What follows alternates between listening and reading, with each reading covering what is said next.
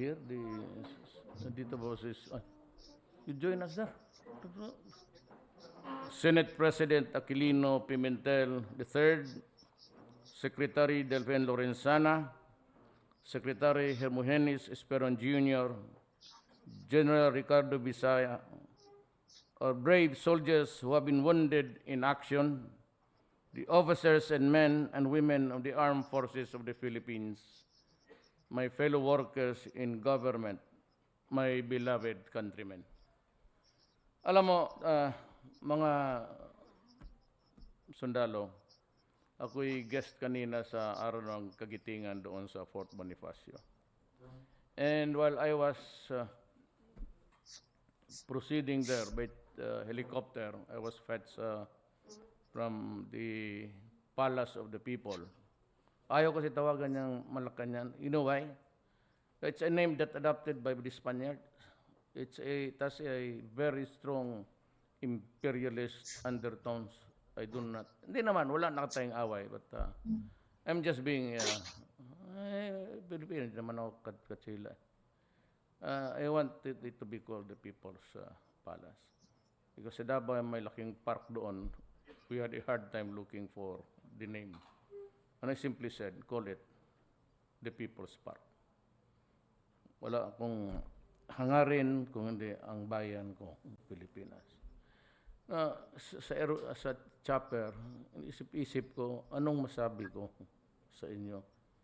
Jerome, anong I'm not good at, Tagalog. I still have to grapple with words.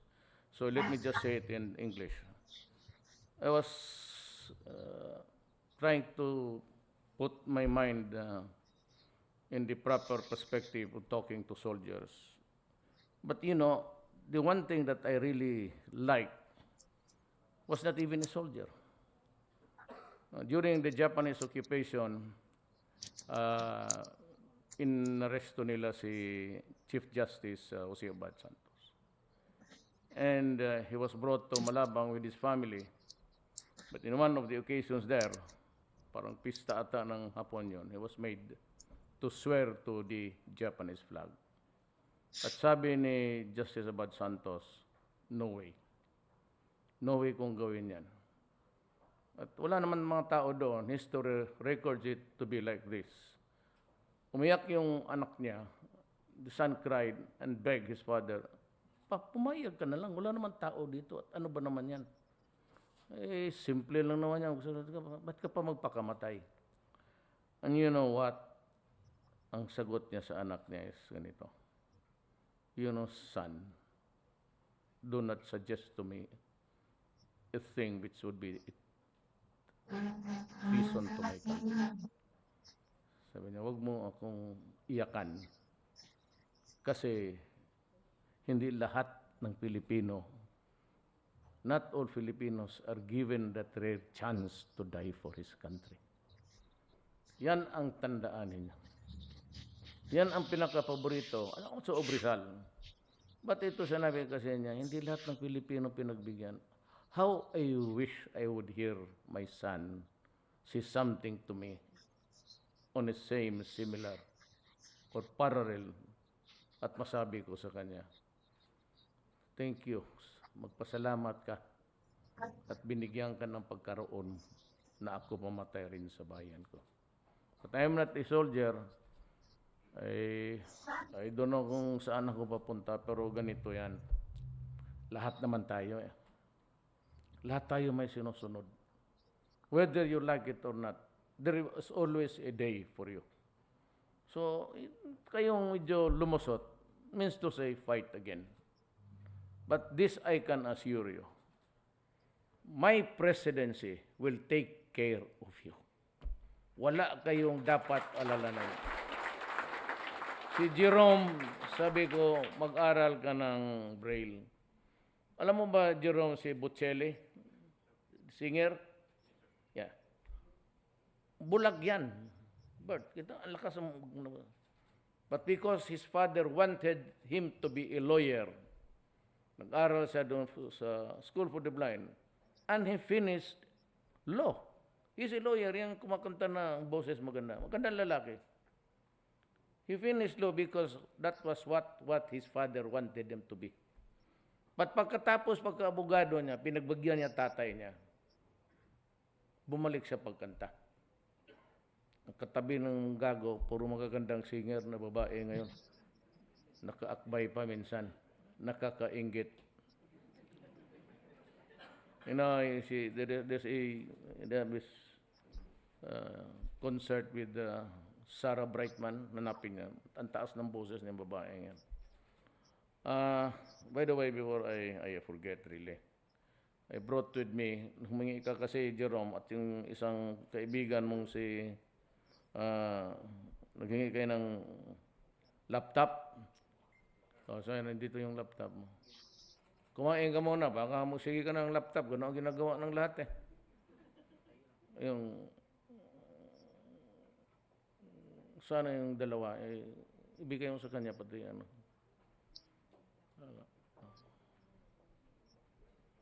Pati siguro, kotse na. Sali mo na.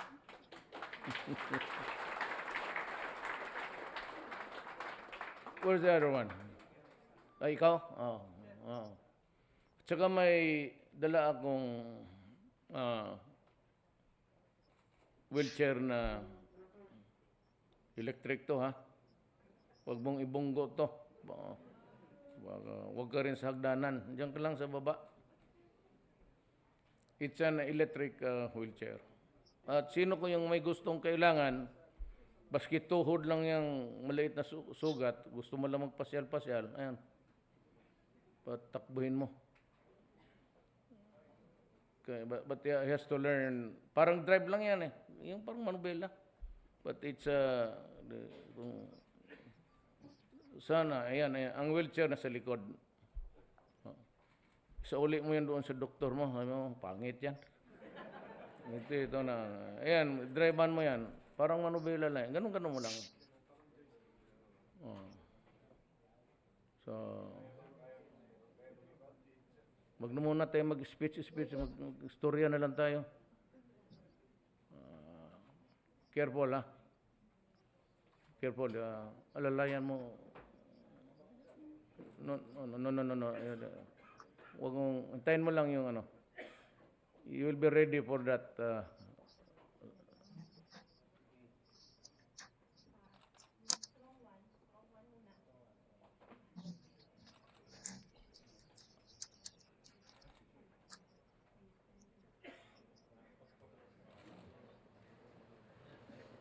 Baka may control mo, ha? Alalayan mo lang.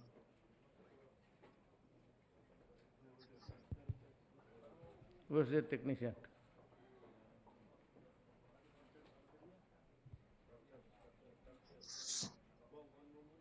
Ano to bang? Tatakbo na o?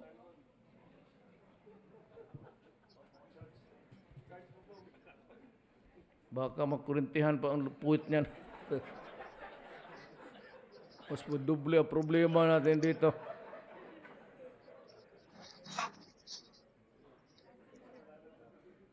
Ayan. Bantay, ha? Parang forward mo lang.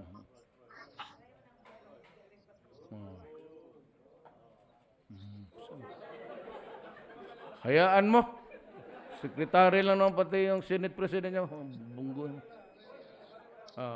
Tapos side, ganon. Ganon lang. Sanay ito.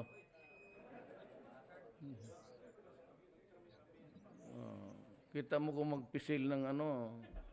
Parang ano, ho? Ganyan ka. Upo ka dyan. Makinig ka na lang. So, ang ano kasi, we know how to pay our debt of gratitude. Kayong lahat, actually heroes na kayo. Walang problema yan. Kaya most of you will go back. Nandito si Ermi Gutierrez, siya yung may-ari ng trust trade.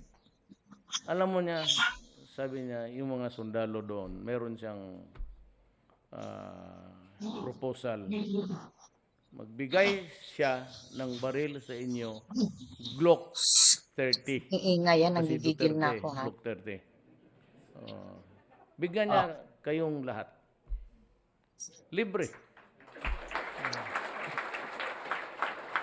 Isang matino na tao. Hindi niya nagpabili ng paltik kagaya sa iba. Baka magalit yung sabihin na sa Danau lang yan.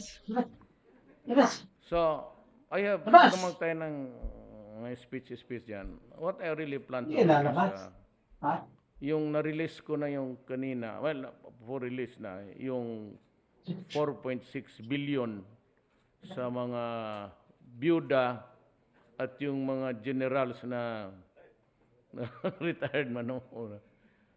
Pero para sa inyo, we will continue the assistance financially. Ngayon, kagaya mo, mababalik ka man sa serbisyo, so may Glock ka, at kaya kung matagal pa yung medalya na yung promotion, I mean, I can hurry up, Secretary Lorenzana, bilis-bilisan mo para ma-promote na kayo. But yung pwede, Delphin, diretso na sila general lahat. Huwag na natin patagalan ito. Yung hero ba naman ito? Hero. Tapos yung hero ako, di gawin mo akong general. But in the sight of the Filipino people, you are all generals. Kaya ako, pag magsaludo ako sa inyo, wounded in action, sinasabi ko, nagsasaludo ako, so mauna kang bumaba sa kamay.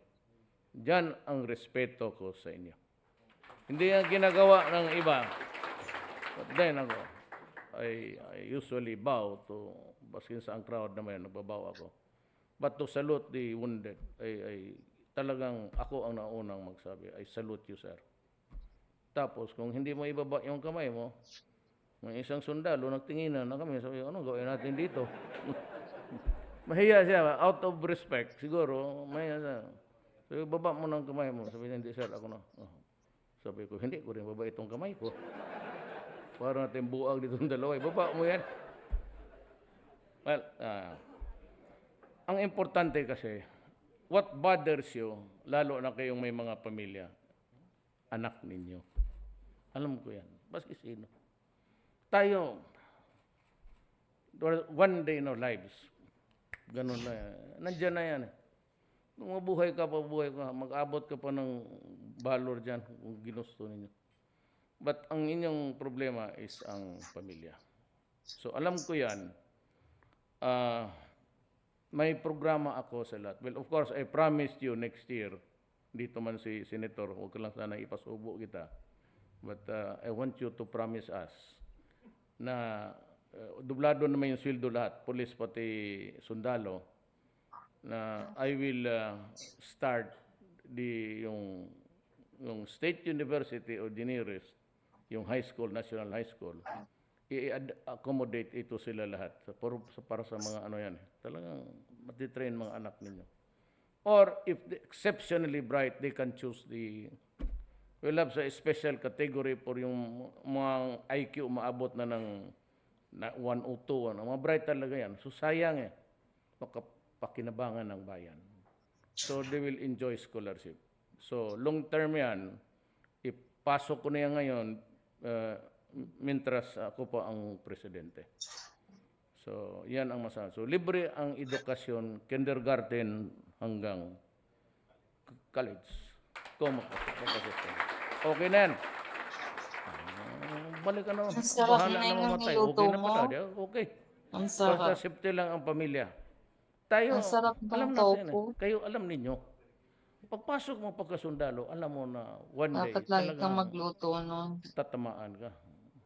Pero kalaban, tama man rin. Ang inyo dyan is that you have to serve the country well. And you even got the wounds. Gustuhan nga ng mga bata. Yung iba sa nagpakamatay. Malaki Kaya ang lang, respeto ayaw ko. lang nila yung yung Sa manok lahat. na parang wala Kaya daw ako makakain, nagsasalute. puro buto. Hindi ginagawa ng buong presidente yan. Pero yan ang respeto ko sa inyo. Eh, may ano dyan, may So, karne. yan lang dapat pag-usapan natin. Ang buhay ng sundalo, kasi kung papasok ka ng gira araw-araw at buhay ka naman, wala kang problema. Kung isip. high moral ka, lalo na pag naka-score kayo ng marami. But at times, huwag mo naman sabihin na ikaw na palagi tayo. May disgrasya talaga yan. So there's always a drawback somewhere if there's fighting.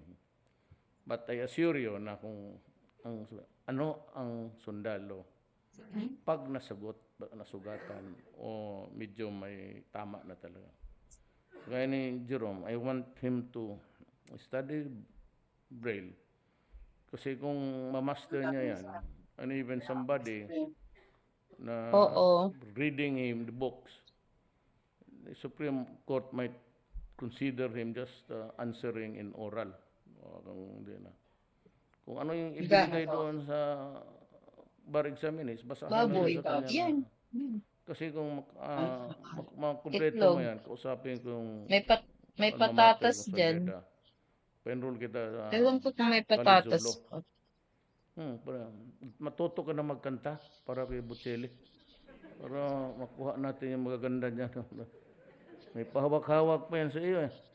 Tignan mo pag marunong ka ng kumanta. So I want you to get another, to travel another mile sa buhay mo. Mag-aral ka na mabuti, sabi ko. Total, swerte ka na. May nakita ka naman ng, hindi ka pa ng bulag. Kompleto ba yung nakita mo? Nakita mo sila lahat? Di hawakan mo na lang ngayon. Ganun, pareho lang yan eh. Pag hinawakan mo, alam mo na yan kung ano. Do not be too sentimental about it. Kasi there is life after being wounded. Kanya-kanyang swerte yan. So, binigay ng Diyos yan sa iyo. It's really, it's only God that can answer it. I cannot do it. But I'm sure that Ilang minutes na lang. dito kami, hindi ka namin pababayaan. Sa Davao ako, ngayon ako si Mayor. Kaya tamang Davao, maganda. Patay naman lahat, pero maganda. Kamatayan, putang ina mga yung buisit. Sabi ko sa kanila talaga, kriminal, umalis kayo dito. Mga durugista, umalis kayo dito. Lahat kayong ganun umalis. Pag hindi, patayin ko kayo. 7 minutes na lang. Nung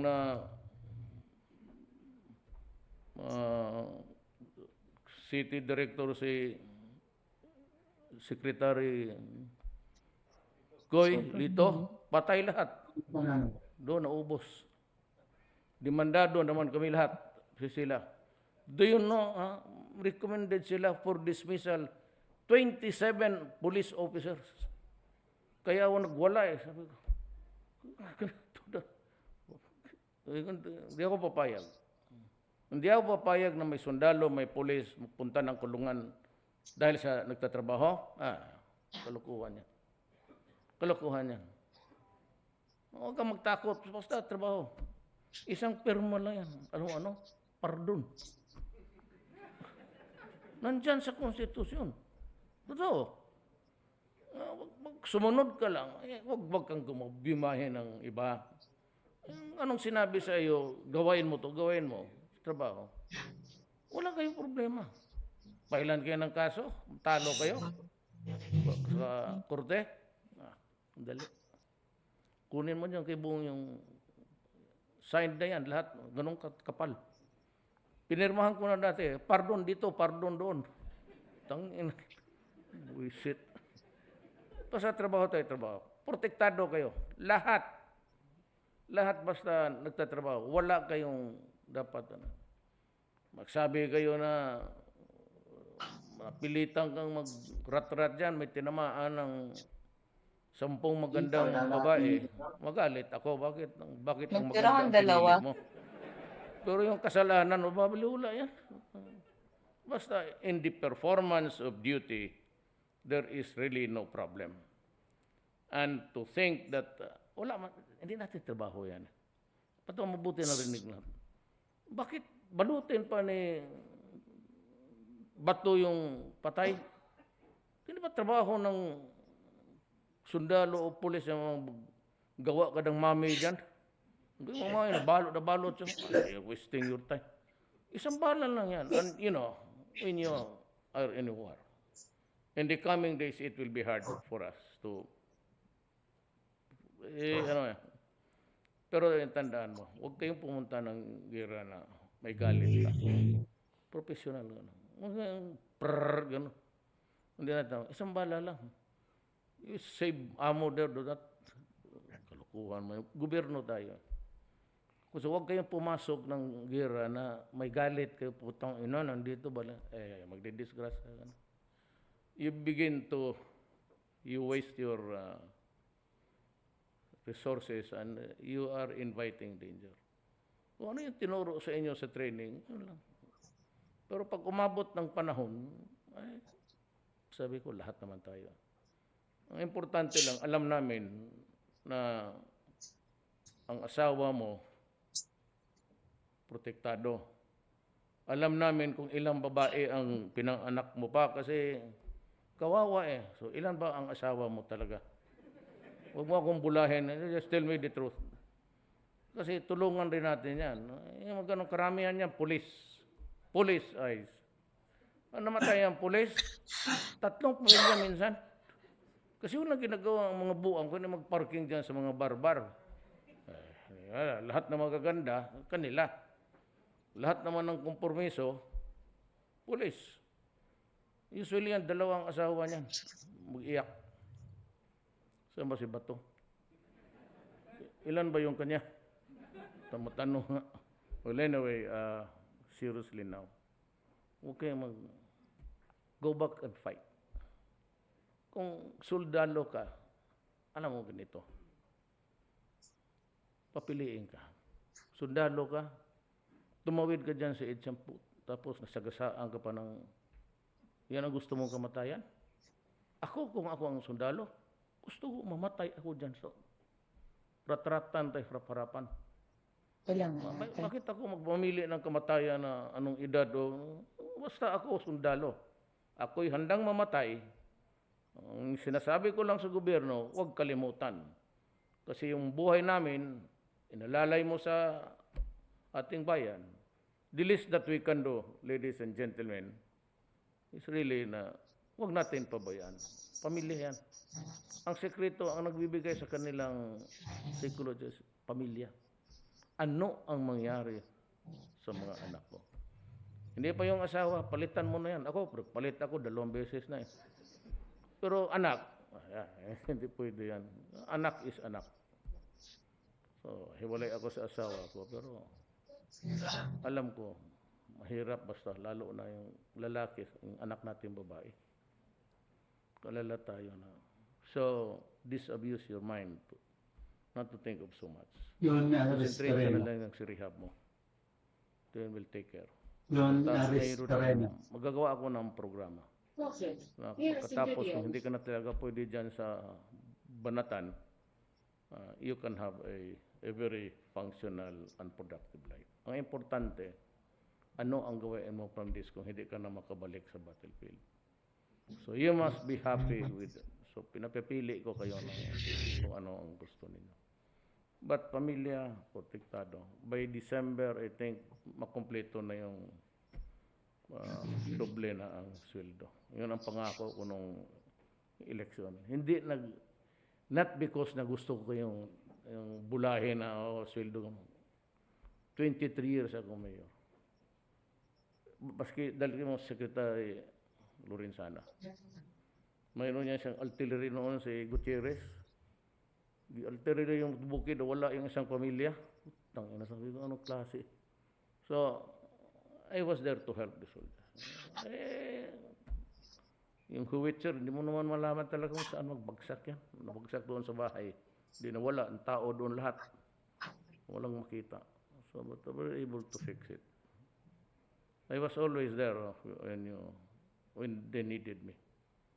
And for as long as God will give me the productive years of my life, I'm 71, I will be in the presidency to protect you and to help you. Maraming salamat po.